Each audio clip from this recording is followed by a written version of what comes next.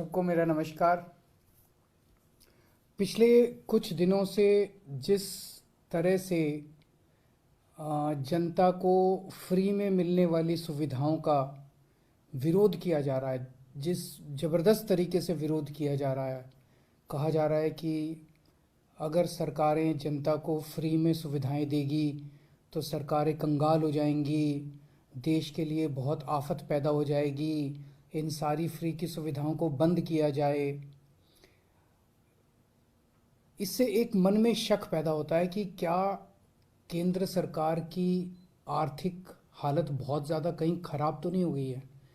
इतना ज़बरदस्त तरीके से विरोध क्यों किया जा रहा है। पिछले 70-75 साल से सरकारी स्कूलों के अंदर फ्री में शिक्षा मिलती आई है। पिछले 70-75 साल से सरकारी अस्पतालों में गरीबों को फ्री दवाइयाँ मिलती हैं, फ्री राशन हर महीने भेजा जाता है। अचानक ऐसा क्या हो गया कि इन सारी चीज़ों को बंद करने की, इन सारी चीज़ों को वापस लेने की, इन सारी चीज़ों के खिलाफ इतना ज़बरदस्त विरोध क्यों पैदा हो गया। केंद्र सरकार की आर्थिक हालत ठीक तो है। अभी थोड़े दिन पहले ये अग्निवीर स्कीम लेके आए, अग्निवीर योजना।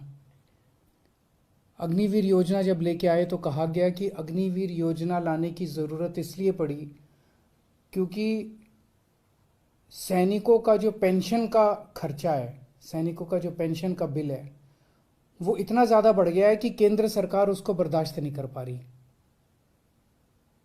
आज़ादी के बाद से आज तक पहली बार ऐसा हुआ है कि कोई केंद्र सरकार ये कह रही है कि हमारे से सैनिकों की पेंशन का बिल बर्दाश्त नहीं कर किया जा रहा। आज तक कभी किसी सरकार ने ये नहीं कहा कि देश की सुरक्षा के लिए पैसे की कमी पड़ गई है। आज तक किसी सरकार ने ये नहीं कहा कि सैनिकों की पेंशन का पैसा हम नहीं दे पा रहे हैं। सैनिकों को पेंशन दे के हम एहसान नहीं करते।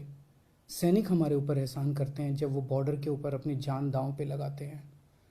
ऐसा क्या हो गया केंद्र सरकार को कि केंद्र सरकार के ऊपर, केंद्र सरकार अब सैनिकों के पेंशन की बिल भी, पेंशन, सैनिकों का पेंशन भी देने की हालत में नहीं बची है और उन्होंने उस पेंशन के बिल को ख़त्म करने के लिए अग्निवीर योजना लेके आए हैं। अभी कुछ दिन पहले कहा गया कि हर 5-5 साल में केंद्र सरकार केंद्रीय कर्मचारियों के लिए एक वेतन आयोग बनाती है। 8वां वेतन आयोग अभी बनने वाला था। 8वां वेतन आयोग, केंद्र सरकार ने कहा है कि अब हम 8वां वेतन आयोग नहीं बनाएंगे। 8वां वेतन आयोग क्यों नहीं, हर 10-10 साल में बनता है।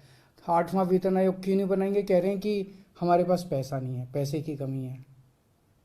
केंद्र सरकार के पास अपने केंद्र के कर्मचारियों का वेतन बढ़ाने के लिए भी पैसा नहीं बचा। कहाँ गया केंद्र सरकार का सारा पैसा। ऐसा केंद्र सरकार की इतनी बुरी क्या हालत हो गई है कि केंद्र सरकार के पास अपने अपने कर्मचारियों को जो हर बार बढ़ाया जाता था, वेतन आयोग बिठाया जाता था, वो भी नहीं बिठा रहे। मनरेगा,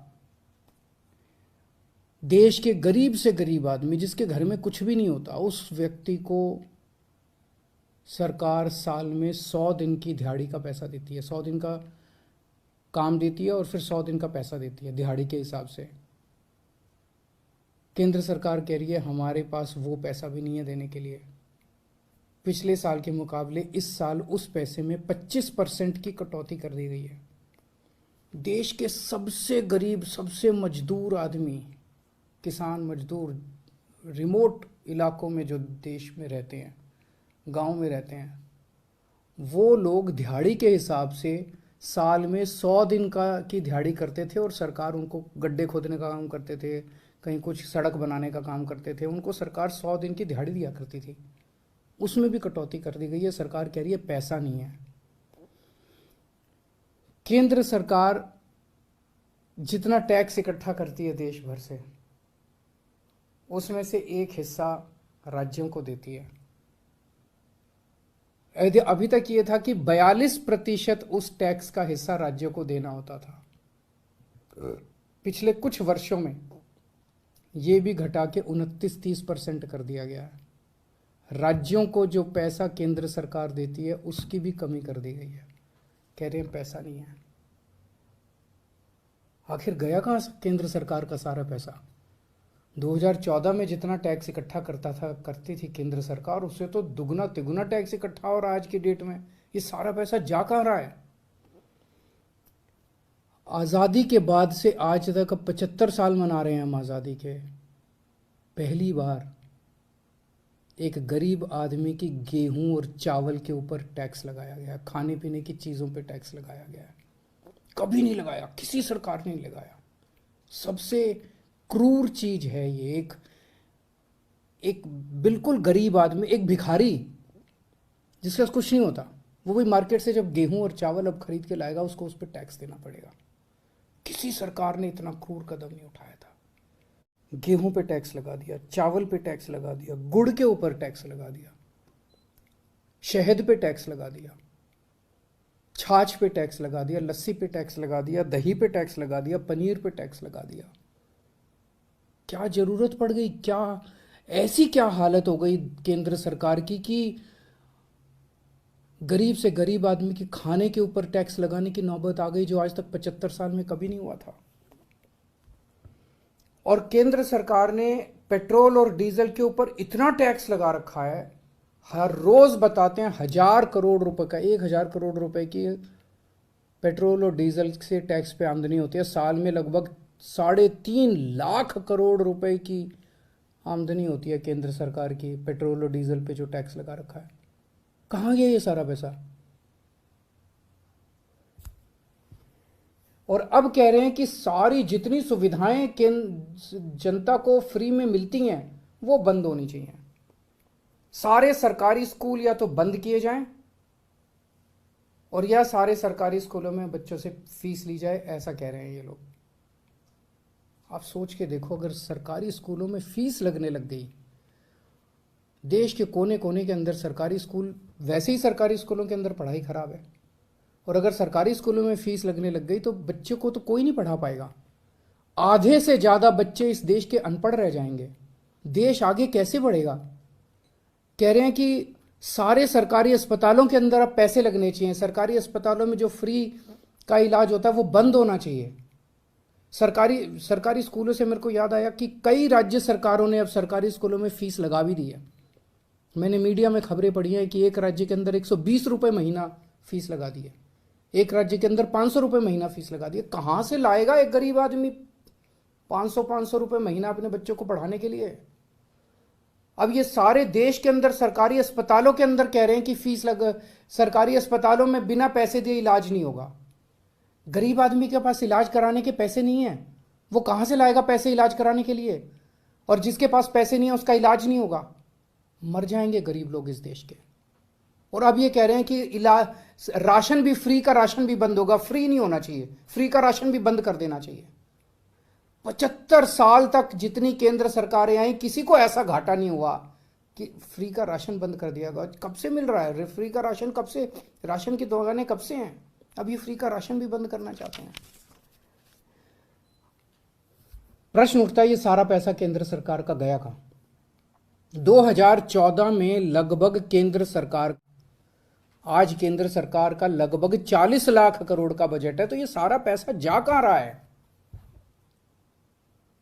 इन्होंने अपने दोस्तों के, इन्होंने बहुत सुपर रिच लोगों के, जो अरबपति लोग हैं, ऐसे ऐसे लोगों के इन्होंने 10 लाख करोड़ रुपए के कर्जे माफ कर दिए। सरकारी पैसे से इन्होंने, इनमें जितने के कर्जे माफ किए, कई इनके दोस्त हैं, सरकारी पैसे से इन लोगों ने सुपर रिच लोगों के, अरबपति लोगों के 10 लाख करोड़ रुपए के कर्जे माफ कर दिए। किसी के 7,000 करोड़ रुपए माफ कर दिए, किसी के 10,000 करोड़ रुपए माफ कर दिए, किसी के 5,000 करोड़ रुपए माफ कर दिए। क्यों?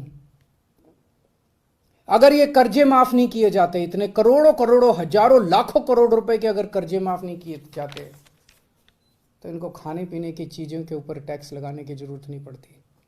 अगर ये लाखों करोड़ों रुपए के कर्जे माफ नहीं किए जाते, तो आज इनके पास सेना के जवानों की पेंशन देने के लिए पैसे की कमी नहीं पड़ती।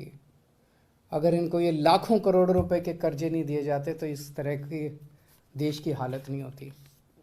एक और चीज पता चली है, अरबपति सुपर रिच लोगों के, इन्होंने बड़ी बड़ी कंपनियों के 5 लाख करोड़ रुपए का टैक्स माफ कर दिया।